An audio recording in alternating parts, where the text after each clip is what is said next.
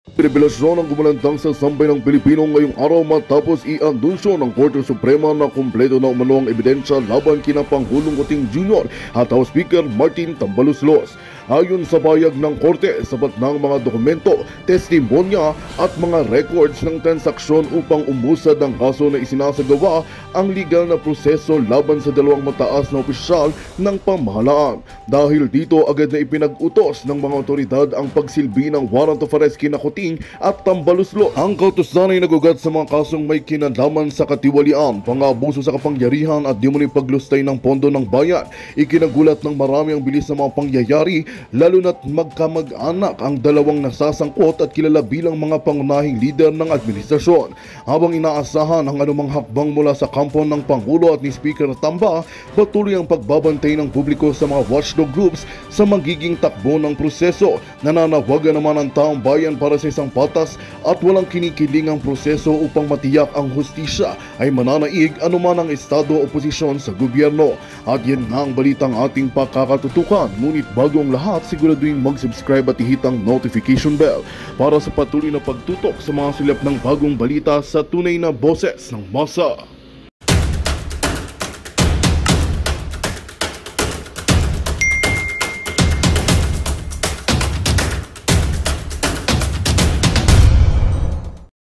Naman kasi kakumamya At saka mapapanggan natin. Sige. Sige. Tungkol sa judicial independence and the separation of power. The separation of powers is a cornerstone of democratic system, ensuring that the judiciary operates free from interference by the executive or legislative branches. Mukhang dyan palang tinamaan na sila dyan Oo nga. Di ba nung ipinipilit nila na ang judicial authority, competent judicial authority, DOJ, di ba? Marami nga napangiti doon. Ano lang yung DOJ, nasa pangalan lang ho nila yung justice, ha? Pero hindi ho sila sangay ng hudikatura, ha? Under ho sila ng executive. Under ho sila sa kapangyarihan nitong si Marcos Jr. Pagka sinabing competent judicial authority o competent judicial court, dadalhin ho doon sa pinakamalapit na regional trial court o yung korte na malapit doon sa lugar na kung saan kinidnap itong si Tatay Digong. Pero hindi ho nila sinulod yun. DOJ, hindi ho sila yung judicial competent judicial court, hindi ho sila yun. Ano ho sila? Department of Justice ho sila. Ano ho sila? Sangay ho sila ng Executive Department. Ang sabi niya, judiciary kumbaga ngayon natututo na yung mga kababayan natin doon sa mga nasa executive, mga nasa judiciary, mga nasa legislative. Pa dyan sa legislative, wala na ho tayong aasahan yan. Pagka hindi natin naluklok, yung 10 kandidato natin, naku, babalentong ho tayo sa susunod na 3 taon. Operates free from interference by the executive or legislative branches. Okay. In democracies, judicial independence is sacrosanct. Mataas yan. Allowing courts to adjudicate case based on laws and facts rather than political pressure. Hindi na pwede pinipressure yung judiciary, lalo na kung political dahilan. Okay. Eto na. The Philippine government's apparent frustration. So talagang tinukoy ang pamahalaan ng Pilipinas ay yung kanilang yung hindi pagkagusto ang desisyon with Timor-Leste's judiciary raises concerns about how Manila interprets this principle. Ayun. Diba? Parang napaghahalata nga tayo. Parang hindi nyo alam yan. Parang yung independence ng judiciary at yung separation of powers. Ano sinabi ni Secretary Boying do sa justice? Immature. Parang gusto niyo sabihin, teka lang, parang kayo yata immature. Kayo yata immature. Ayun nga. Yun na nga. Nung nagsalita yung official ng Timor-Leste na yon, laki yung dagok sa hindi lang ho sa ating judicial system, maging sa ating bansa maging sa ating soberanya, maging sa ating pride bilang isang Pilipino na taas noo kahit kanino. Ngayon yung bansa sinasabi natin, maliit na bansa yan, hindi mayaman tayo dyan. Ngayon kulang na lang lecturean tayo pagdating sa sovereignty at pagdating sa paano aksyonan yung mga issue na kagaya nitong kay Tatay Digong at nito kay Arnie Tevez, no? Ito pa. Does it view, patanong po ito, does it view judicial independence as subordinate to executive decisions? Ba, parang tinamaan na naman tayo dito dyan. Kasi yung ginawa nila sa dating Pangulong Duterte, parang ganito ha? Does it view that judicial independence as subordinate to executive decisions? Sunod-sunuran ba ito sa pasa ng executive? Parang gano'n, no? Eto pa dyan. Ito na yung tusok na tusok. Particularly, lalong-lalo na, in international cooperation cases. Nako po. Bullseye ang tawag yan. Hindi lang sa kaso ni Tevez to, Jen. Sa kaso din ng dating Pangulong Duterte. Parang may patama na, di ba? Totoo. Pwede ba yon na ang mamamayani executive decision sa halip na yung judiciary ninyo? Lalo na kung international cooperation cases? Kasi yung Department of Justice, ano yan di ba? Executive Department yan Hindi naman yung judiciary Eto pa. If so, such a stance could undermine the foundational democratic principle of an impartial judiciary. Di ba? Kaya nga nakapiring yung babae dyan, may hawak ng timbangan. No? Impartial ka dapat talaga dyan. Pagka hindi sinunod ito, parang nabaliwala nga yung impartiality ng hukuman, di ba? Ito pang tanong niya. Ito pang sabi niya, it is worth reflecting on whether Manila expects its presidency or government to influence judicial outcomes to align with diplomatic objectives. Nadamay pa yung presidente dito. Nako, nadamay pa nga itong si Bangag. Kailangan ba ng influensya ng presidente sa mga judicial outcome? The notion of the government initiating the courts contradicts the ideals of judicial autonomy and separation of powers. While extradition cases often involve executive cooperation, they must remain grounded in legal procedures and judicial rulings. Conditioning judicial decisions on political or diplomatic interests erode trust in democratic institutions. Parang mas matured nga sila. Itong si Sir Jen, parang tama ho yung sinabi niya. Ang dating parang mas mature pa sa atin ngayon ang Timor-Leste. Itong si Ginoong Dionisio Suarez. Yes. Eto pa Jen ang kanyang paliwanag. Parang masakit ang mga tinuturan nito. Masakit talaga. Lalo na kung guilty ka, di ba? Totoo. Eto pang sabi niya Jen. Bakit dapat na manindigan ang Timor-Leste sa desisyon nila? Ayun, tungkol kay Tevez. Okay. Eto. Adhering to their constitutional powers, Timorese authorities acted independently in addressing the asylum and the extradition request. Eto na dyan, Eto na sinasabi ko. Sovereignty in democracies necessitates adherence to constitutional principles regardless of external pressures. Ayun! So, talagang nababanggit ang soberenya. Kapag sinuko mo ang soberenya ng isang demokrasya, dahil nagpa-impluensya ka sa external pressure, wala kang may pagmamalaking soberenya. Kaya pala sabi Timor-Leste judicial system is not obliged to act according to another nation's expectation. Hindi sila obligado na sumunod sa atin. Kasi para bagang ina-expect ng Pilipinas, ang ina-expect namin mapapauwi yan Kaya mga bangag nga kasi, mga feeling entitled, yung gusto nilang mangyari, akala nila yun na dapat ang mangyari. Yung mga iniisip nila, kasi nga mga lulong sa kapangyarihan, mga bangag sa kapangyarihan, di ba? Kung ano yung nasa utak nila, kahit ibang bansa pa, panghihimasukan ho pati sovereignty ng ibang bansa. Di ba? Yung tipong, malapit na naming mapauwi. Si Tevez. Di ba? Yayabang nila, di ba? Maya't maya, pagka wala ng issues, Tebes, babalik din sa kanya. Oh, malapit nang umuwi. Naku, malapit nang umuwi si Tebes. Di ba? Nung pagpapadala kay Tatay Digong, maya-maya, meron silang press release. Malapit nang mapauwi si Tebes. Ang aangas nyo, may red notice nga yun, hindi nyo mapauwi-uwi. Si Tatay Digong, diffusion lang. Yung diffusion request, pagaling pa Pilipinas. Anak ng to pa. Pambihira talaga, oo. Ibig sabihin, no, tayo ho talaga ang nagbigay kay Tatay Digong diyan sa Netherlands.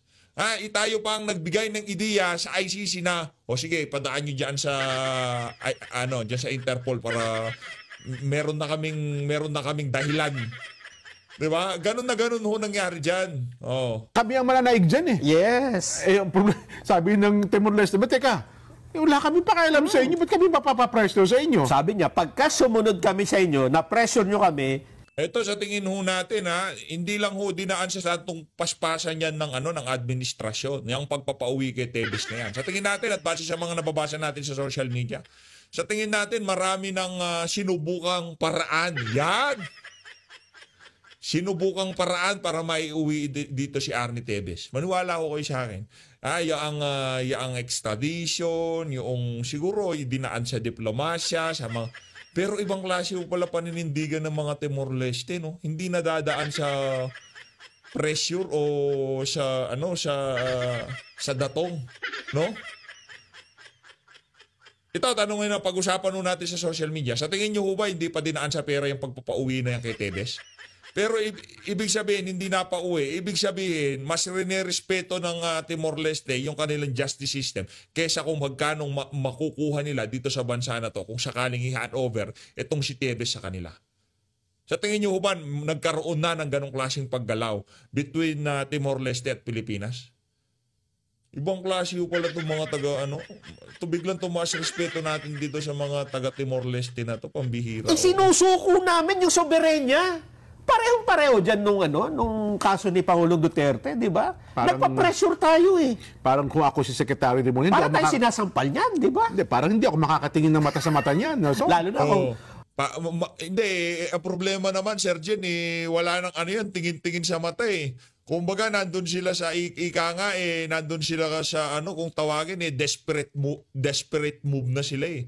Kumbaga na checkmate na sila diyan kay Tatay Digong. Alam nila na mananalo na ang Duterte, kaya ganyan na lang yung mga pinagagawa nila ngayong mga panahon na to.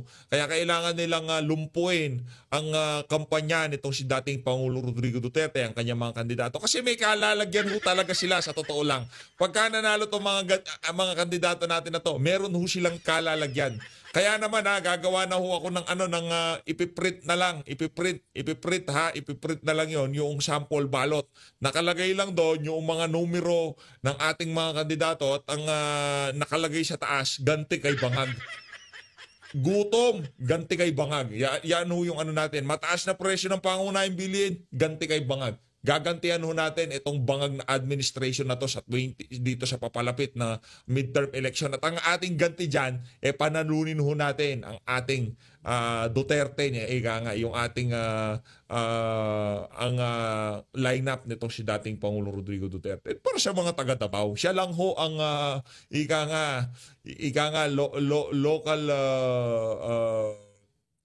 local candidate na ilinagay natin dyan sa ating mga larawan. Kasi special ho talaga yung si dating Pangulong Rodrigo Duterte. Sa mga taga-Davao, hindi naman natin kailangan ni kampanya si Tatay Digong. Pero mas mainam na rin na nandyan siya. No? Para makita niya, Duterte, makita ng mga kababayan natin, Duterte, lahat ng susunod dyan, mga kandidato niya yan. Eto na ho. Bottom line, nagmukha hong katawa-tawa ang ating bansa doon sa ginawa nila kay Tatay Digong. At yung naging tugon ng Timor-Leste doon sa mga banat nitong si Boying, makakauwi na siya, ganito ganyan, ganito ganon. Ayun, nagmukhang tanga si Boying Remulla. Dito tayo kay Atty. Vic Rodriguez. Game. Nais ko lamang pong magbigay tugon dahil ang dami ko hong natanggap na mensahe ngayong maghapon. Marami lang po tayong meeting, hindi ko na kayo masagot pa isa-isa. At ngayon nga pong hapon, tayo ay maggagayak na maya-maya at meron tayong biyahe para hindi na po ako kinakailangan gumising ng umaga bukas.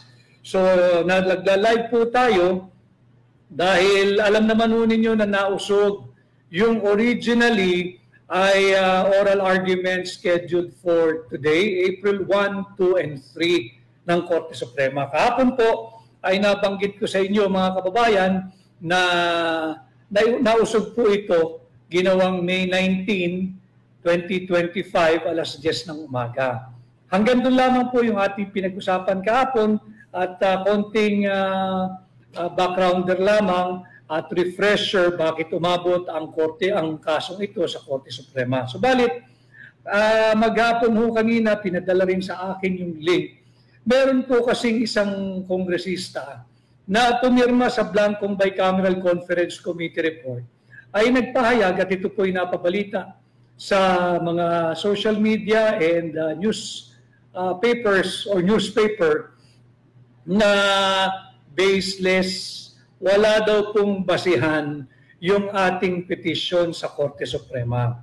Ayaw kong sagutin at sinasabi nga niya na yung doon daw po sa enrolled bill walang blanco. At buong respeto ko po sa Korte Suprema, tayo po'y tumalima sa kanilang kind reminder. Hindi naman po gag order yun, kundi very, very Yun sinabi walang blanco Ito ho mga kababayan, nakita nyo naman doon sa ating thumbnail na meron ho talaga mga kababayan. kind and subtle reminder from Senior Associate Justice Marvic Leonen na aralin yung ating mga gagawing komento na hindi naman ito maging disrespectful sa court, hindi naman maging disrespectful sa process, at hindi naman maging parang conditioning the mind of the court to favor one party over the other. Hindi ho, naobliga lamang akong sagutin sapagkat sinabi pong baseless yung ating petition sa Supreme Court. Let me just reiterate. Ang basihan po ng ating petition sa Korte Suprema kung bakit natin kwine-question yung 2025 national budget ay apat. Unang-una, hinayjack po ng Vice-Cam yung National Expenditure Program, yung panukalang budget ng Pangulo ng Republika ng Pilipinas. Pinakialaman nila yan. At talaga namang mangled beyond recognition yung ating 2025 national budget, way beyond the actual figures proposed and presented by the Office of the President. Una po yun. Pangalawa, unconstitutional dahil binigyan ng zero funding o zero budget, bokya, ang PhilHealth. Hindi po pwede yun dahil paulit-ulit kong sinasabi na bago po kayo makuha yung inyong pinaghirapan, tuwing kinsenas at katapusan, bawas na po yung inyong tinatawag na mandatory contribution para sa PhilHealth. Ito po yung pangalawang ground natin ng unconstitutionality, that there is no way that the national government can propose a zero budget. But honestly, hindi naman nag-propose ang gobyerno ng zero budget. Pinakialaman lang po ng Vice-Cam. Meron pong allocation pinanukala ang tanggapan ng Pangulo. Subalit, nung dumaan ito sa Vice-Cam, naging zero yung funding ng PhilHealth. So hinayjack nga talaga ng Vice-Cam yung NEP. Pangatlong ground po natin, higit na malaki po yung funding o allocation na binigay ng Vice-Cam sa public works. Bawal po iyan sapagkat malinaw sa ating saligang batas. Napakaraming provisions. But let me just center on two provisions of our Constitution. Both can be found in Article 14. First, Article 14, Section 5. Malinaw po dyan sinasabi na ang education sector shall be given the highest budget allocation or budget priority. Pag sinabi mong budget, pera yun. Budget nga Budget. Malinaw po sa Article 14, Section 5. Susugan pa po niyo yan ng Article 14, Section 1 na sinasabing right of every Filipino. Karapatan po ng bawat Pilipino to have full access to quality education. Full access po sa quality education at all levels. o sa lahat ng baitang o sa lahat ng grado. Malinaw po yan. So, yung patungkol sa education sector not receiving the constitutional directive to have the highest budget priority or allocation, violation po yan ng saligang batas. At panguli, itong nagbibida-bidahan po na kongresista, hindi ko na po babanggitin yung pangalan niya, masisira lang po yung araw ninyo. Masisira lang po yung araw natin pare-pareho at mapopromote lang yung kanyang walang kwentang party list na walang gawing kundi magbigay ho ng ayuda. Ano yun na natin? Pangalanan ko na, Attorney. Kilala naman niya ng mga tagapanood natin eh. Di ba? Yung taga-tira ng kaning bahaw dyan sa House of Representatives, si Jude Asidre.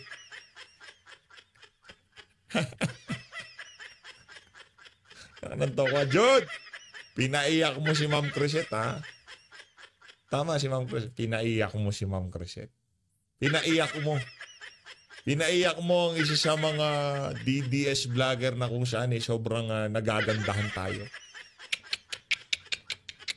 At yung ginawa mo na yon kay Ma'am Crisette, nako. Di makakalimutan ni PH Update yun. Sinabi niya na in order daw po yung budget preparation, yung pagpasa ng budget, lahat daw po yan ay above board. Paanong naging above board? Isa ka pa, miyembro ka ng Bicameral Conference Committee. Pumirma ka sa blankong Bicameral Conference Committee report. Kaya naman, again, with all due respect to our Supreme Court, sapagkat sinabi naman po sa maraming desisyon din, the media and the public has the right to know informations and matters concerning public interest. Such as, ano na ba ang estado nitong kaso natin for the declaration of the invalidity and unconstitutionality of the 2025 national budget. Malinaw po yan. That the public has the right to have access to legitimate information on all matters that is imbued or invested with public interest without fear of any punishment or without subject to prior restraint. Kaya po sasagutin ko lang, itong nagpapakalat po ng fake news na wala daw pong basihan yung ating petisyon sa Korte Suprema questioning the constitutionality of the 2025 national budget. Ito po kasi yung pinagmulan yan. Ulitin ko, pakita ko lang po ulit Nako, yan yung Bicameral Conference Committee report. Ito po yan. Pirmado, nakita naman ninyo Pirmado. At ang nandito po ay napakaraming blanco. Para lang pangit kasi na magpag-gaslight po tayo Yung pahintulutan natin sila na bilugin po ang ulo ninyo. Bagamat ngayon po ay April 1, I do not want you to be fooled by any member of Congress na lumalabas sa pahayagan. Ang mga yan, kahit hindi April 1, inaaraw-araw nila panluloko sa sambayan ng Pilipino. Kaso hindi tayo hindi tayo ginugulat na joke lang. Hindi tayo na wala daw pong basihan yung ating petition pending before the Supreme Court. Ayun po, linaw-linaw, minarkahan ko na nga po, blanco Diba? Blanco yan There are 18 items na blanco. Hindi ko na po ipakita sa inyo lahat. Just some, so that to refresh your memory at i-debunk po natin yung fake news ng mambabatas na yan. Nako, yan na ba? Member po ng party list yan na walang ginawa kundi mamigay po ng ayuda. Tatalakayin din natin bakit bangkarote yung title natin ngayon. Bangkarote sapagkat makikita naman natin kung ganito ang uri ng ating mga mambabatas, mga kongresista at senador, nagpapasa po ng 6.326 trillion national budget base sa blankong Bicameral Conference Committee report, hindi po malayo na mababangkarote tayong mga Pilipino. At pag wala na po tayong pera, mangungutang po ang gobyerno. At pag nangutang po ang gobyerno, babayaran po natin yun. Babayaran po natin yun sa pamamagitan ng ating mga buwis. Ito pa para lang makita ninyo.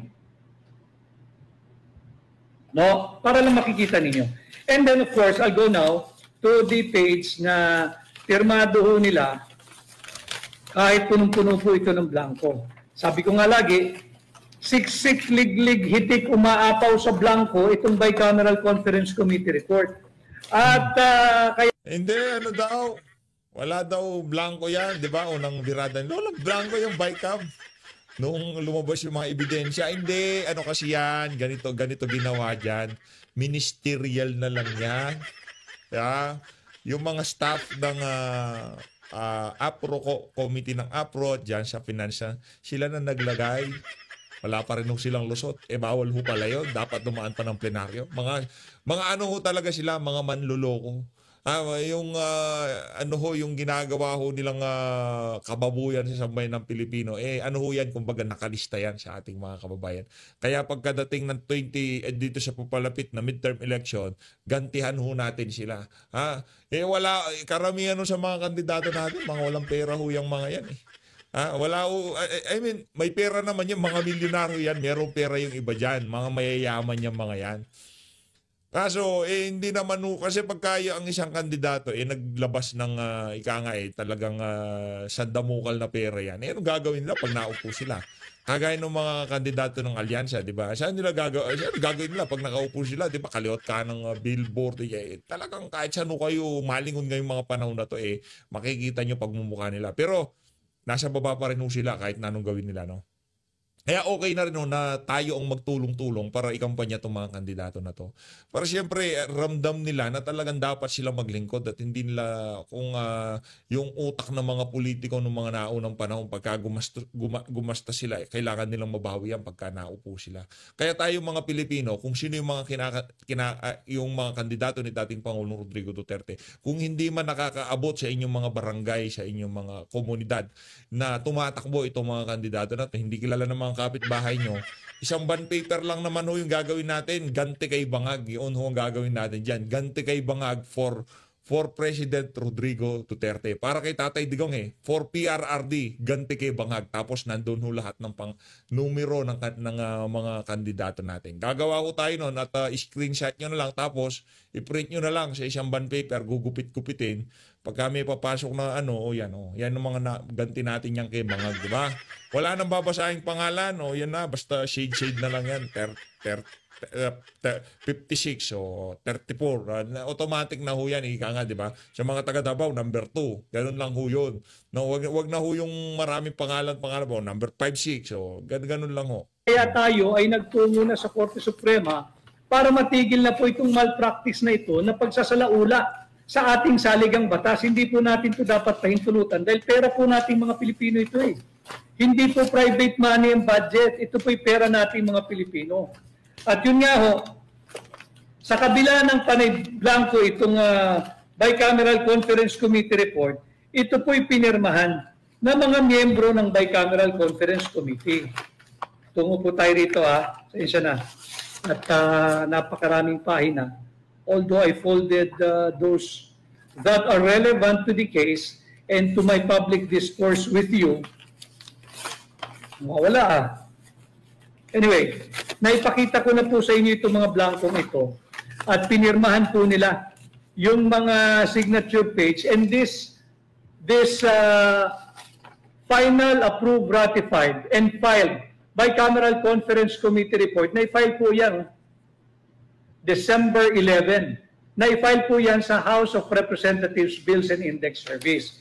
Kahit po ito ay blanco, pinirmahan po ito ng mga miyembro ng Bicameral Conference Committee report mula sa Senado. Kaya nga po yung notice kahapon ng Korte Suprema, pinatatawag po at hinihingi ang presensya ng chairman ng Committee on Finance ng Senado na si Senadora Grace Poe.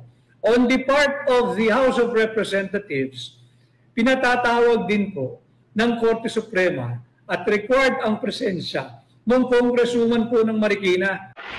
Magandang balita ang hatid namin sa inyo ngayong araw. Sa pagtatapos ng aming balitaan, nagbigay kami ng mga mahalagang impormasyon. Maraming salamat sa pagtutok at pagsuporta sa aming programa. Huwag kalimutang manatili sa mga susunod na araw para sa mga bagong balita at mga kwento na dapat nating abangan.